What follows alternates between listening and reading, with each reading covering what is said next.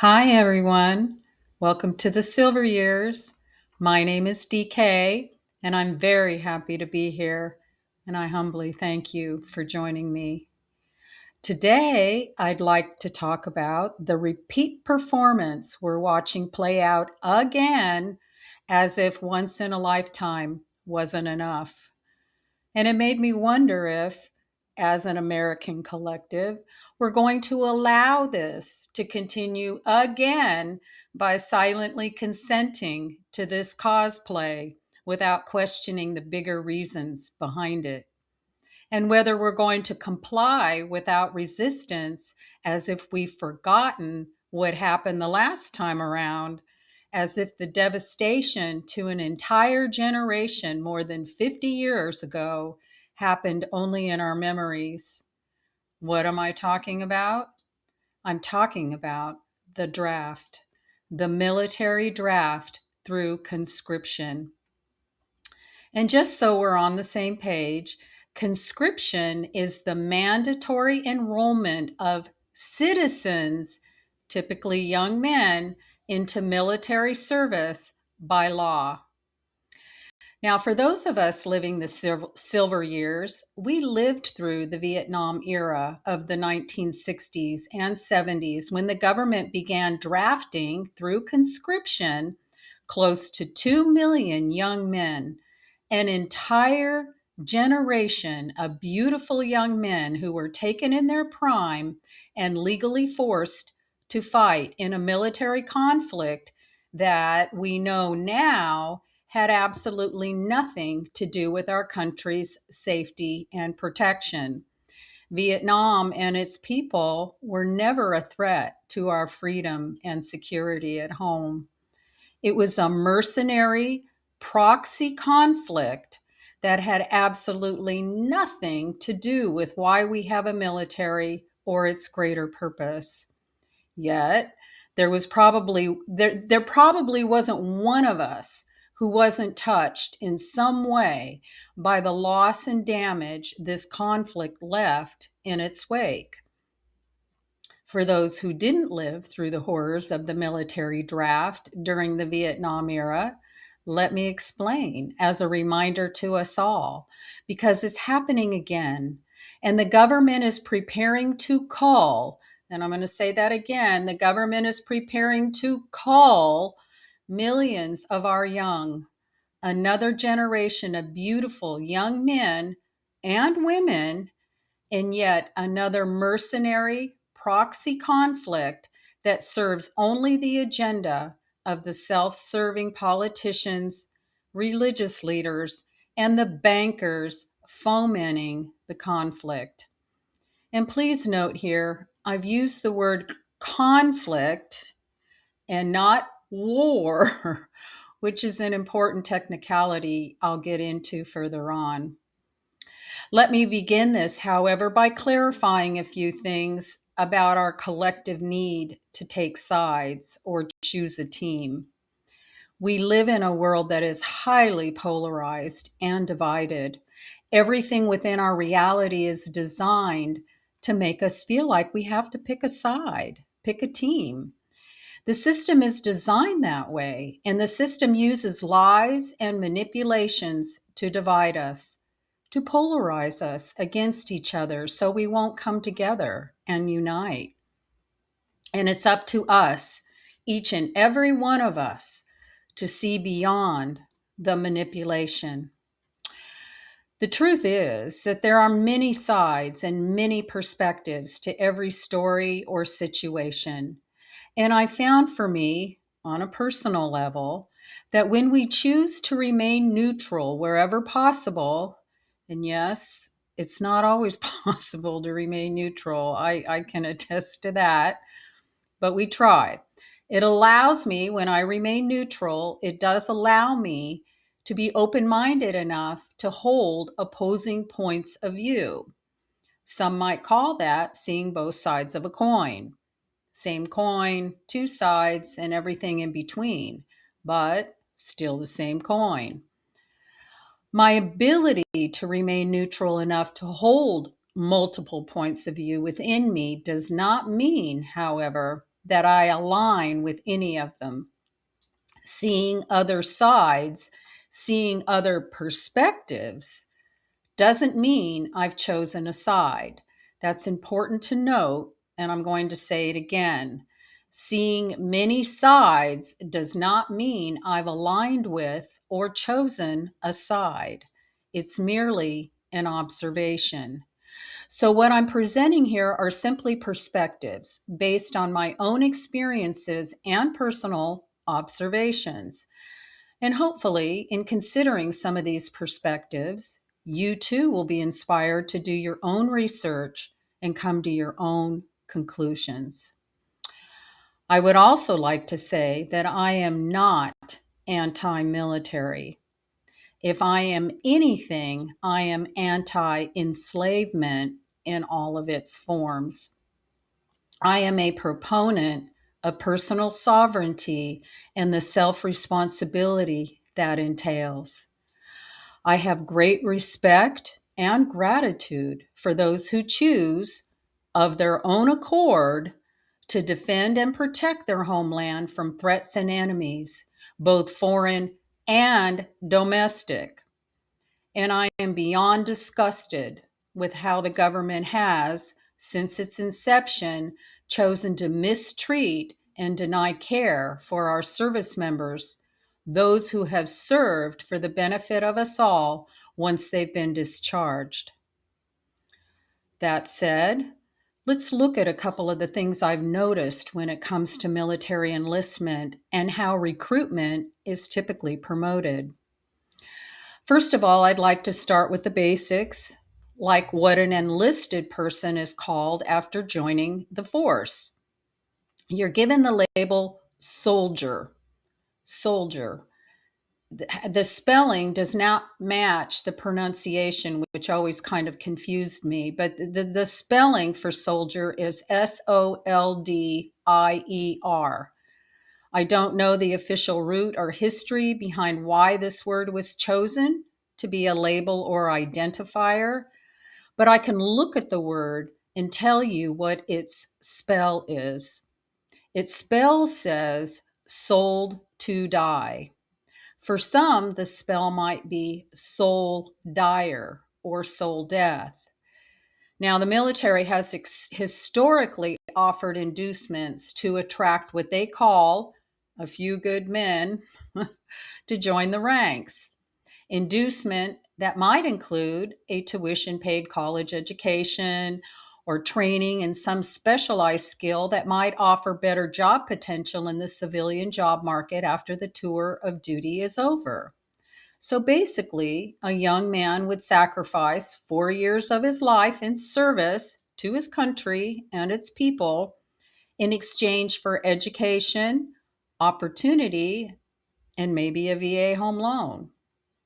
When I was young, and maybe you remember this, the court systems even contributed to military recruitment by issuing legal ultimatums to troubled teens while in high school, making it a choice between military service or prison.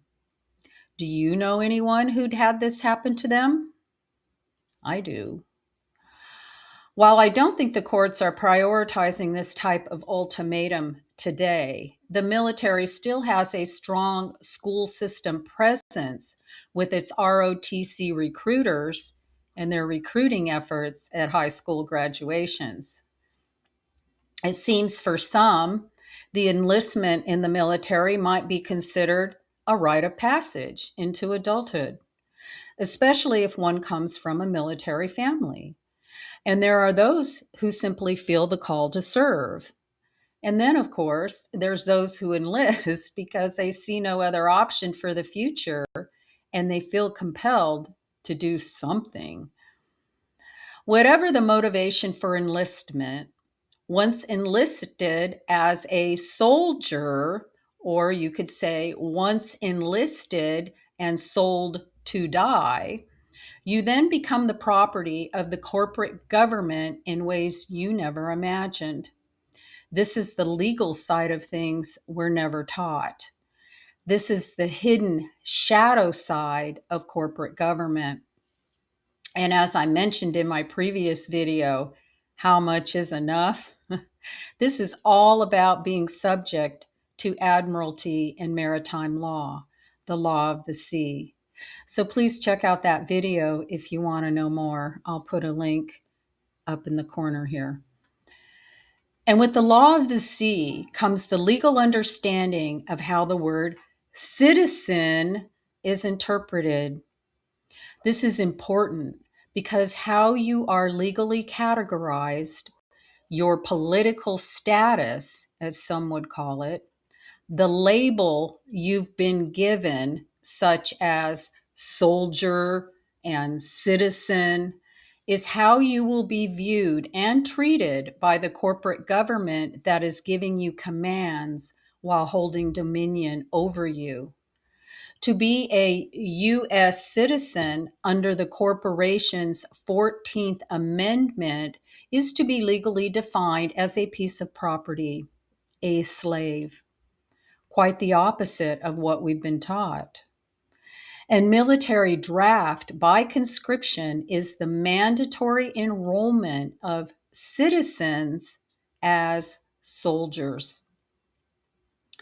Because a soldier is technically considered the property of the government and its military industrial complex has no problem using our loyal sons and daughters not only as battlefield fodder, but as lab rats to be tested and experimented on with or without their permission.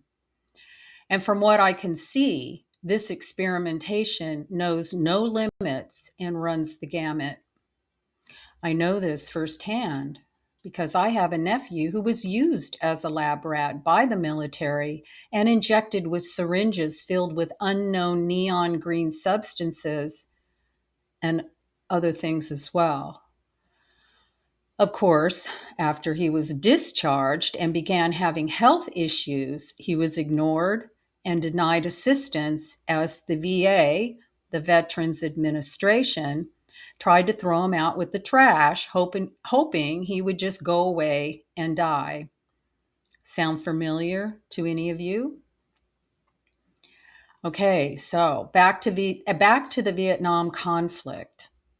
When the draft was instituted in 1964, it did face significant opposition from the public, which led to widespread anti-war rallies and protests, and ultimately changes in the draft selection process, including the introduction of a draft lottery in 1969 to reduce perceived biases. That's what they said. So they tried to appease the public by going with a draft by lottery. Who dreamt that one up as fair to anyone? I'm sure those lotteries were about as fair as our rigged elections. And rest assured, no bureaucrat and member of government or Congress approving this bloodbath saw their own children sacrificed to the slaughter. As for the protesting, yeah, it did. It shook things up for a minute, but it went nowhere in the end because the protest movement was hijacked through the weapon of distraction. Make love, not war turned into free love and the hippie movement. And then came the whole sex, drugs, and rock and roll scene. Distractions galore flooded the scene and focus was lost. The government got what it wanted without changing a thing, and the masses got distracted. Then came the big inversion and the old public enemy perception switcheroo. Instead of holding those truly responsible for what our enlisted military had to endure through the Vietnam experience, the soldiers themselves were made the enemy and turned on by the people at home. They were attacked, condemned, and ostracized for being part of something they were legally forced to participate in. Protesters were socially manipulated to blame the soldiers returning home for the atrocities known as Vietnam. I remember being in school when those MIA POW bracelets became popular. Remember those? I even had a few of them. Men who were missing in action or prisoners of war. Apparently, the sale of these bracelets was some kind of a fundraiser, but I couldn't say who for. But on these bands would be the name, rank, and file of all those missing or captured. So many men vanished. Where did they go? Really? Where did they all go? First, my first husband, the father of my daughters, had a draft card as required and was within 10 numbers of being called up before the draft officially ended in the summer of 1973. His mother would have none of it, and she was prepared to send her only son to Canada should he be called up. The conscientious objectors who dodged the bullet by leaving the country were called draft dodgers. Many of them were gone for 10 or more years, and some never came back.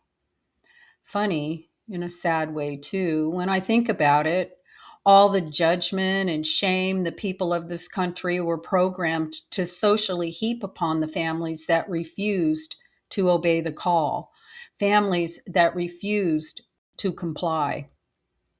Yes, I remember what life was like on the ground during that time. Do you? Now, let's briefly touch on the whole technicality of what is a war versus what is a conflict. From what I can see, Congress has not officially declared this country to be at war since World War II. Yet our military has been shipped abroad to innumerable global war zones and conflict zones where many of our children have died. But it must be asked, were any of these crusades the result of a threat to our freedom and security here at home? Even the horrors of the Twin Towers in 2001 were an inside job and a coordinated manipulation with deeply hidden agendas. We would have never rallied our military after September 11 had the false flag not occurred on our soil, which frankly smacks of an old playbook. Its similarities to the maneuver used with the attack at Pearl Harbor as a means to get us on the battlefield in World War II are uncanny. Yet Congress never officially declared war on Iraq, and the hunt for weapons of mass destruction was a distraction that has long been proved to have no basis in reality. Vietnam was never a war either. And because the government couldn't convince the population to support it of their own accord, they forcefully conscripted the troops they needed to fill the ranks through threat of imprisonment. And what we see happening in Persia today, involving our military, is not officially a war either. We were told there would be no new wars, and technically, that statement, while misleading, is not incorrect. So, why is this government preparing once again to forcefully conscript the troops it thinks it needs for war from a conscripted military draft pool that is comprised of our sons and daughters? Because the government knows that the people of this country will not support the conflict or any other conflict it intends to create.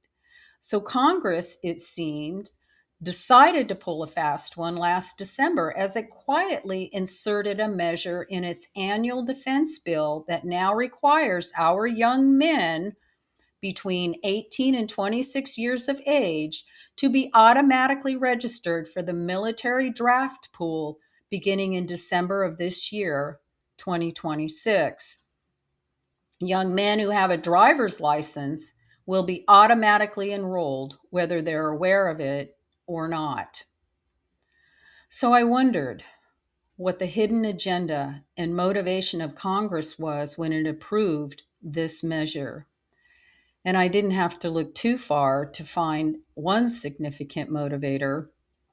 And please take my word for none of this. Do your own research and come to your own conclusions. I am merely offering up a perspective based on my own experiences, personal research, and observations.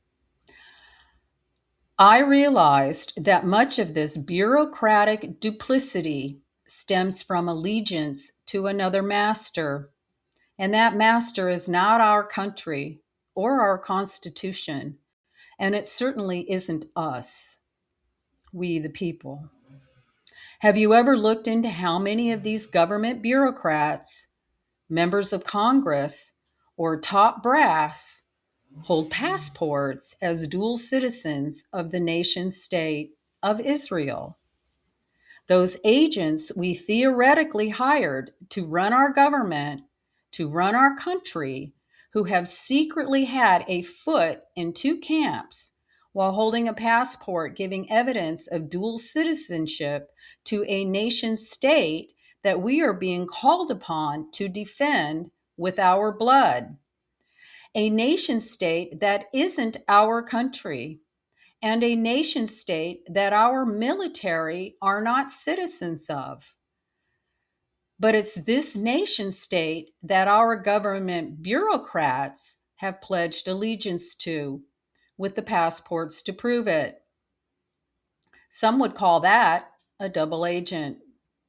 Would not these bureaucrats then be considered a domestic enemy? Just asking. Sorry, folks, you cannot be faithful to two masters and serve anyone but yourself. And if we think the draft will be different from the Vietnam experience this time around, or that these bureaucrats will offer up their own sons and daughters to the slaughter they're busy fomenting, we need to get real and think again. And I'm including the son of the military's commander-in-chief in this reference as well. From what I can see, our military has been used for decades and is once again being used as a mercenary army, except that our soldiers are not only not properly paid like a mercenary would be paid, but they're barely paid enough to live, let alone support a family. Something I find inexcusable and shameful, to be honest. Makes me know that at the heart of all of these war cries is what? The money. Please just follow the money. Follow the money. All wars are bankers' wars. The international central bankers have always funded both sides of every bloody conflict, and they control all of the governments that participate. And those at the top are getting richer for their war efforts. We've seen it again and again. When do we say enough is enough? When do we, as a united people, finally decide to choose to protect the fathers and mothers of our next generation from extermination for a cause that serves only the bankers and the bureaucrats? We cannot save the world. No one can. It took me a long time to figure that one out. What we can do, though, is save our own sons and daughters from a deceptive ploy that is anti-life and designed to decimate, yet again, another generation. And let me say, just as a reminder, that like most of the things I discuss on my channel, this topic is extremely multi-layered and multifaceted, which means that it's not just one thing that makes it all so. It's many layers of things over time that has gotten us to where we are today.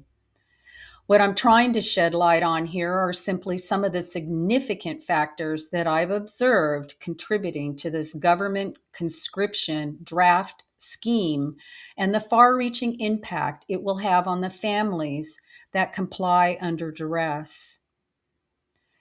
Now, before I go, I want to leave you with a loaded question to ponder, as I like to do.